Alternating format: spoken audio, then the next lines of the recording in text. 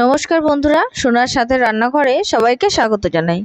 আজকে আবার একটি নতুন রেসিপি নিয়ে চলে এসেছি আমি। আজকের রেসিপি হলো আফগানি চিকেন। চিকেনের এই রেসিপিটি তোমরা ডিনারে করে দেখতে পারো। রেসিপিটি খুবই সহজ এবং খেতেও খুব দারুণ হয়। তাহলে শুরু করা যাক আজকের রেসিপি। প্রথমেই আমি একটা পেস্ট বানিয়ে নেব। সের জন্য মিক্সি বোলের মধ্যে আমি নিয়ে নিয়েছি ধনেপাতা, দিয়ে দিয়েছি কয়েক টুকরো কাজু আর একটু দুটো পেঁয়াজগুলো টুকরো করে ভালো করে আমি পেস্ট বানিয়ে নিলাম। এরপর আমি পেস্টটা বানানো হয়ে গেছে। এরপর একটা বোলের মধ্যে আমি টক দই নিয়ে নিলাম, তার মধ্যে দিয়ে দিলাম ফ্রেশ ক্রিম। এরপর দিয়ে দিলাম একটু গোলমরিচ গুঁড়ো আর একটু বাটা মশলাটা। সেই মশলাটা আমি পুরোটাই দিয়ে দেব। এরপর একটু আদা রসুনের বাটাও আমি এর মধ্যে দিয়ে ভালো করে এটাকে মিক্স করে নেব।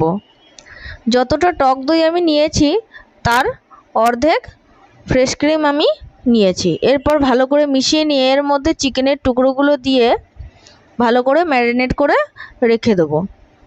মোটামুটি 30 মিনিট ম্যারিনেট করলেও হবে, তবে 1 ঘন্টা হলে ম্যারিনেশনটা খুব ভালো হয়।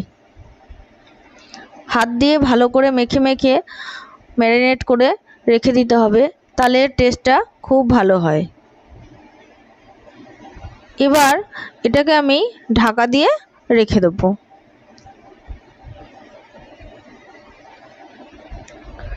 স্বাদ মতো নুন আমি এর মধ্যে দিয়ে দিলাম।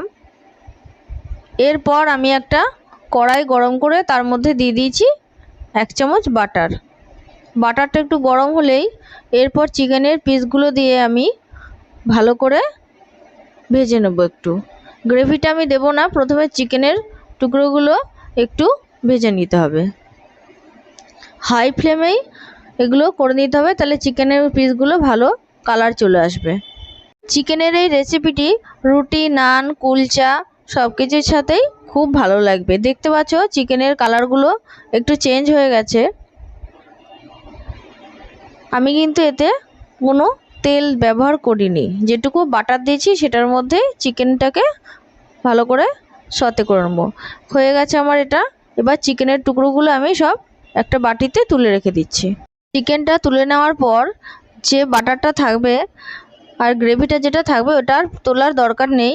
ওইটার মধ্যেই আমি আরেকটু পরিমাণে বাটার দিয়ে দিলাম, 1/2 চামচ আর দিলাম বাটার। এরপর ওই বাটারের মধ্যেই আমি গোটা গরম মশলা ফোড়ন দেব। বাটারটা গলে গেছে, এবার গোটা গরম মশলা আর একটু গোলমরিচ আমি ফোড়ন দিয়ে দিলাম। ভালো করে একটু গন্ধ বেরোলেই এরপর যে গ্রেভিটা ছিল সেই গ্রেভিটা আমি এর মধ্যে ঢেলে দেবো। এবার গ্রেভিটাকে ভালো করে আস্তে আস্তে কষিয়ে নেব। একটু কষাতে কষাতেই তেলটা একটু ছেড়ে আসলেই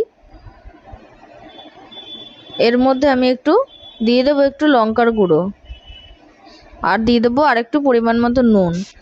ম্যারিনেটের সময় খুব কম নুন আমি দিয়েছিলাম, ওই জন্য এখন আর একটু নুন আমি দিয়ে দিলাম। আর দিয়ে দিলাম কিছু মশলা, একটু জিরে গুঁড়ো আর একটু ধনে গুঁড়ো।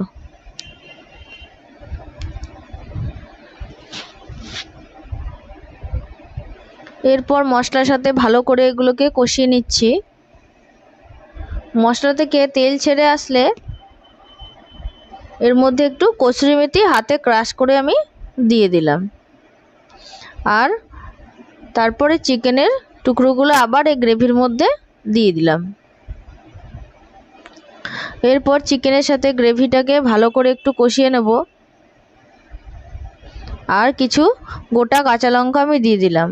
যেহেতু ধনেপাতার পেস্টটা যখন বানিয়েছিলাম তখন আমি 2টো কাঁচা লঙ্কা দিয়েছি, ওই জন্য আমি এখন একটু কম দিলাম কাঁচা লঙ্কাটা।